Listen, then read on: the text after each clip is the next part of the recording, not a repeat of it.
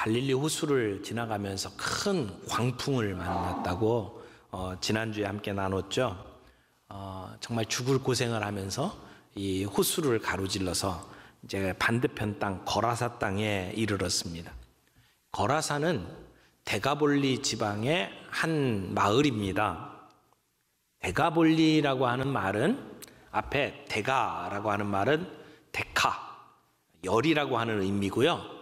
볼리라고 하는 말은 폴리스, 도시라는 뜻입니다. 그래서 10개의 도시라고 하는 의미를 가지고 있는 지역입니다.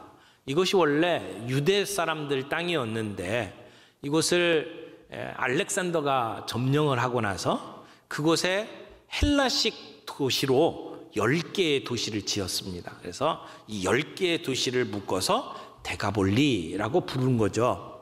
그 중에 한 도시가 이 거라사 땅이었던 것 같습니다. 근데 그 후에 예수님 오시기 전 63년경에 폼페이우스라고 하는 로마 장군이 그 땅을 점령하고 그리고 그곳에 로마 제14군단이 그곳에 주둔을 하게 만들었습니다. 그러니까 이 땅은 유대인들보다도 이방인들 많이 살고 있었던 그러한 땅이고 또 근처에는 로마 군대가 주둔하고 있었던 그러한 땅이라는 것을 우리는 알 수가 있습니다. 밤새도록 광풍을 헤쳐나온 이 피곤에 지친 예수님과 제자들이 이곳에 도착했을 때에 그들을 맞이하는 한 사람이 있었습니다. 그 도시 사람인데 귀신 들린 자였습니다. 오늘 본문에 보면 이 귀신 들린 사람의 모습을 이렇게 설명을 합니다. 오랫동안 옷을 입지 않았어요. 벌거벗고 살았어요. 집에 거하지도 않고 무덤 가운데 있으면서 자기를 해하는 그러한 사람이었습니다. 이 당시에 무덤은 산 중턱에 사람들이 무덤으로 이렇게 인위적인 굴을 파서 만든 무덤일 수도 있고 또 그 당시에 헬라 사람이나 로마 사람들이 지어 놓았던 그러한 공동묘지, 그래서 이렇게 건물 비슷하게 지어 놓은 그러한 무덤일 수도 있습니다. 근데 유대인들은 무덤을 굉장히 부정하게 여겼죠. 로마 사람들도 무덤을 그렇게 좋게 생각하지 않았습니다. 그래서 그 초대교회의 성도들이 그 카타콤, 지하 무덤에 피신해서 그곳에서 예배를 드렸던 것을 생각을 하면 사람들이 얼마나 무덤을 싫어했는지 아마 알 수 있을 겁니다. 사람들은 미쳐서 날뛰는 이 사람을 집에서 쫓아 이 도시의 외곽인 무덤 있는 쪽으로 내쫓았습니다. 그래서 아마 이 무덤은 사회에서 배척당한 사람들의 은신처 역할을 했을 것으로 보입니다. 그래서 부정한 곳으로 여겨졌던 그곳에 이 부정한 영, 귀신에게 사로잡힌 사람이 집으로 삼아서 그곳에 머물고 있었습니다. 그러니까 그가 이런 무덤에 머물러 있었다는 얘기는 그 당시에 다른 공동체와는 완전히 단절된 삶을 살았다, 그렇게 말할 수 있을 겁니다. 귀신 들린 사람이라고 지금 표현을 하고 있는데 의학적으로 정신이 이렇게 나간 사람, 미친 사람과 이 귀신 들린 사람하고는 우리가 동일하게 보지는 않습니다. 나타나는 현상이 비슷할지는 모르지만 성경은 귀신 들린 사람이 있다고 분명하게 이야기를 합니다. 우리의 생명을 파괴하는 훨씬 강력한 어떤 힘에 사로잡힌 사람을 귀신 들린 사람이다, 이렇게 표현을 하는 겁니다. 여러분은 귀신이 있다는 것을 믿습니까? 성경은 분명히 사탄이 있고 귀신이 있다는 것을 이야기를 하고 있습니다. 우리 눈에 보이는 물질 세계뿐만 아니라 보이지 아니하는 영적 세계가 있다는 것을 분명하게 가르쳐 줍니다. 여러분, 우리가 볼 수 없는 세계가 있죠. 우리 눈에 보이지는 않지만 마치 우리의 몸뚱아리 또는 우리가 만지는 피부와 같이 아주 현실적인 보이지 않는 세계가 있습니다. 귀신은 지금 이 사람의 말과 행동을 조종합니다. 근데 놀라운 일이 벌어집니다. 28절에 보니까 이 귀신 들린 사람이 예수님을 보고 부르짖습니다. 큰 소리로 땅에 엎드리며 이렇게 이야기를 하죠. 지극히 높으신 하나님의 아들 예수여, 당신이 나와 무슨 상관이 있나이까? 당신께 구하노니 나를 괴롭게 하지 마옵소서. 이렇게 외치죠. 이걸 보면 귀신 들린 자가 예수님이 어떤 분인지를 알아챘어요. 지극히 높으신 하나님의 아들이라고 하는 사실을 알아본 거죠.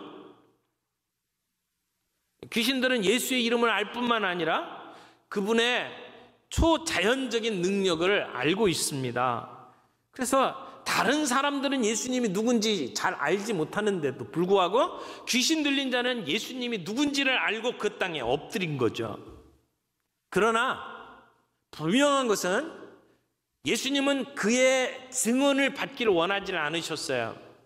귀신 들린 자가 예수님이 누군지는 알았지만 예수님 앞에 경배하는 것도 아니고 그분의 말씀에 순종하는 것도 아닙니다. 우리가 예수님을 아는 자리에 머물 것이 아니고 우리는 그분을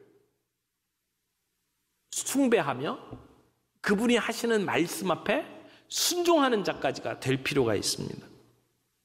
마귀가 아는 정도의 지식을 가지고 신앙이라고 말할 수가 없습니다. 그런데 이 귀신들은 파멸에 대해서 두려움을 가지고 있었습니다. 그래서 자비를 구하면서 자기들을 괴롭게 하지 말아달라고 예수님께 요청을 합니다. 자, 이 사람에 대해서 예수님은 어떤 반응을 보이십니까? 우리가 먼저 생각할 것은 한 영혼의 가치를 소중하게 여기시는 예수님의 모습을 우리가 오늘 보게 됩니다. 예수님이 이 사람을 어떻게 대하십니까? 첫 번째로는 예수님은 이미 그 사람 속에 있는 귀신에게 명령하셨습니다. 29절 보세요. 이는 예수께서 이미 더러운 귀신을 명하사 그 사람에게서 나오라 하셨습니다. 예수님은 더러운 귀신을 향하여 명령하셨습니다. 그리고 그 사람에게서 나오라라고 말씀을 하신 거죠. 이걸 보면 예수님은 귀신 들린 사람과 귀신을 분리해서 보고 계신 것을 알 수 있습니다. 우리는 귀신과 귀신 들린 사람 구분해서 보기가 쉽지 않아요. 그래서 문제가 생긴 사람들을 우리가 그 사람의 존재 자체로 보고 그 사람을 대할 때가 참 많이 있죠.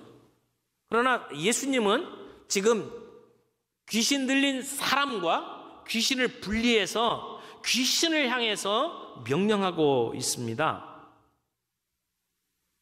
뿐만 아니라 예수님은 그 귀신의 정체를 드러내셨습니다. 그래서 물어봅니다. 내 이름이 뭐냐? 그러니까 그 귀신이 자기의 이름이 군대라고 이야기를 합니다. 정말 그 귀신의 이름이 군대였는지 얼떨결에 군대라고 이야기를 한 건지 명확하지는 않아요.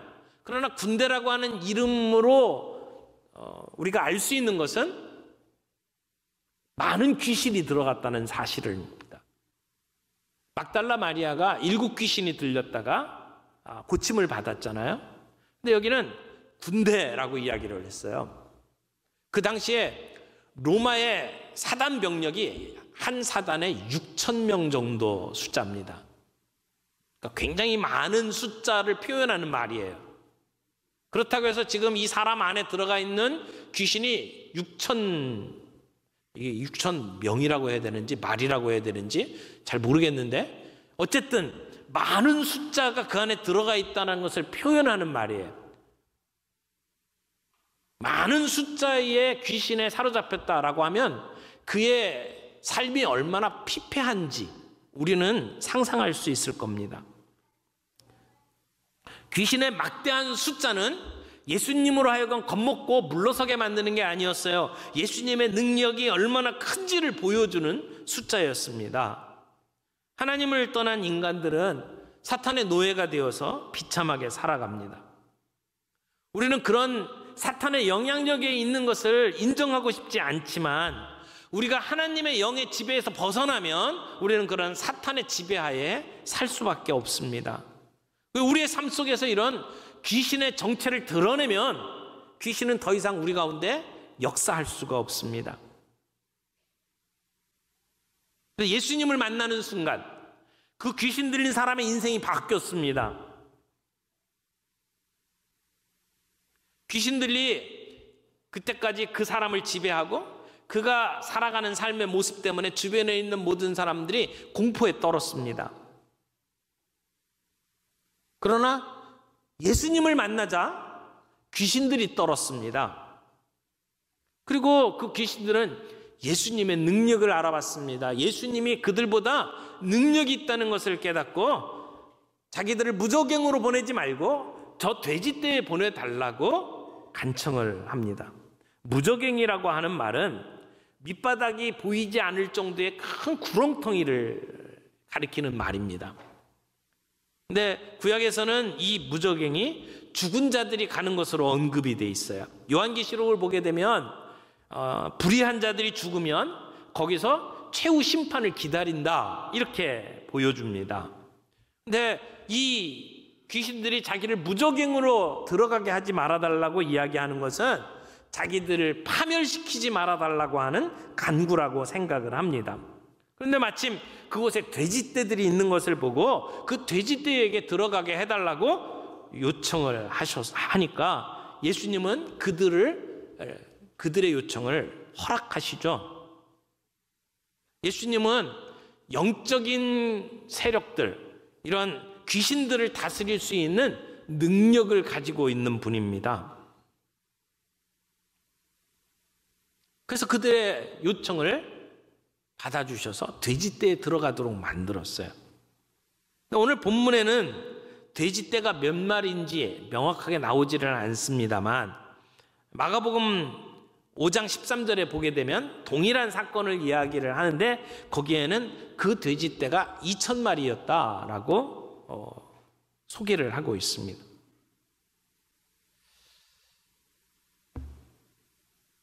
귀신이 그 사람에게서 나와서 돼지떼로 들어갑니다. 그리고 2,000마리가 언덕에서 비탈길을 따라서 내려가서 물속에 처박혀 다 몰살합니다. 이 사건은 어떻게 보면 상당히 두려운 모습입니다. 어떻게 보면 아이들이 보는 만화에서나 볼 것 같은 그러한 장면입니다. 귀신이 누구에게서 나와서 누구에게로 들어간다는 식의 이야기가 오늘 우리들의 사고방식에 잘 맞지는 않습니다. 그러나 분명한 것은 지금 일어나는 일들이 자연적인 모습이 아니에요. 초자연적인 현상입니다. 예수님께서는 그 한 사람이 온전케 되기 위해서 그 사람이 귀신에게서 벗어나서 회복되도록 하기 위해서 돼지떼에게 들어가도록 허락하셨죠. 그것도 2,000마리가 떼죽음 당하는 그러한 엄청난 희생을 치르면서 그 영혼을 구원하신 겁니다. 이것을 보면 한 사람의 가치가 얼마나 귀한지를 우리는 볼 수 있다고 생각합니다. 사람들은 이 사건을 보면서 2,000마리 돼지떼가 몰살당하는 것에 관심을 갖습니다. 엄청난 재산적 손실을 입은 거죠. 지금 아프리카 돼지 열병 때문에 온 나라가 긴장하고 있습니다. 가까운 곳에서 지금 열병이 발생했다고 그러죠. 그러면 그곳을 중심으로 해서 3km 이내에 있는 모든 돼지를 다 죽입니다. 엄청난 재산적인 손실이죠. 그러나 이 사건을 통해서 우리가 분명하게 알 수 있는 것은 귀신에 들렸던 그 한 사람의 영혼이 2,000마리 돼지보다 더 소중하다는 사실입니다. 주님은 한 영혼을 귀하게 보시고 그를 구원하셨어요.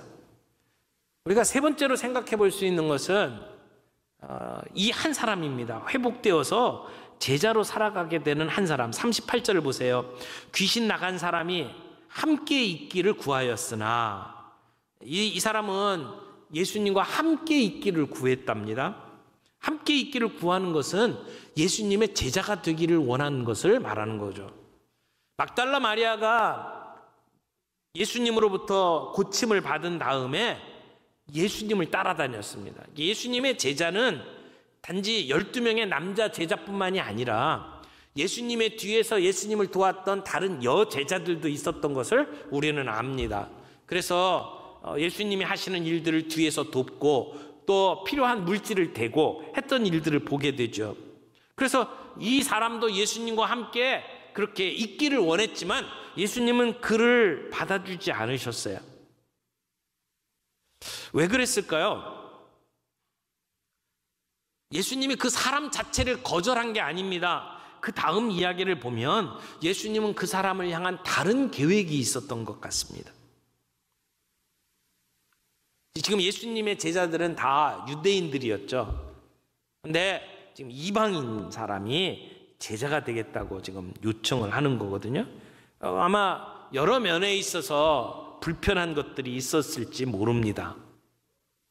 근데 예수님은 그에게 이렇게 얘기하죠. 예수님이 그를 보내시면서 39절에 집으로 돌아가 하나님이 내게 어떻게 큰 일을 행하셨는지를 말하라. 예수님은 그에게 사명을 주셨습니다. 나를 따라서 같이 길을 가는 것 대신에 너는 집으로 가라. 그리고 내 고향 사람들에게 하나님이 내게 어떻게 큰 일을 행하셨는지를 가서 말하라는 것입니다. 가서 전파하라는 겁니다. 간증하라는 이야기죠. 그래서 결국 그는 주님의 말씀에 순종합니다. 즉 예수님의 또 다른 형태의 제자의 삶을 살았다, 그렇게 말할 수가 있습니다. 동네 사람들은 예수님과 거리를 두기를 원했어요. 예수님 떠나라고 이야기를 했습니다. 그러나 이 사람의 말, 이 사람의 간증은 막을 길이 없었을 겁니다. 그는 그들 속에 들어가서 나에게 행하신 하나님의 큰 일을 선포했을 겁니다. 구원받고 회복된 자에게 우리 주님은 사명을 주셨고 그는 그 사명을 감당했습니다. 그의 위치는 내가 살던 동네입니다. 나와 함께 지내던 사람들입니다. 그들에게 들어가서 내게 주신 그 은혜를 함께 나누는 사명을 감당을 했던 것입니다. 사랑하는 성도 여러분, 오늘 우리는 새 생명 축제를 준비합니다. 그러면서 우리 마음속에 우리가 자칫하면 놓칠 수 있는 한 가지 사실을 오늘 우리가 붙잡을 수 있기를 원합니다. 우리가 이런 새 생명 축제를 하고 전도 집회를 하게 되면 뭐 몇 명을 목표로 하고 그래서 그것으로 몇 명이 결신하고 우리는 그런 숫자들에 참 많은 관심을 가질 수밖에 없습니다만은, 물론 그것도 중요하지만 저는 이 새 생명 축제를 눈앞에 두고 한 영혼의 가치를 우리가 회복할 수 있으면 좋겠다, 그렇게 생각을 합니다.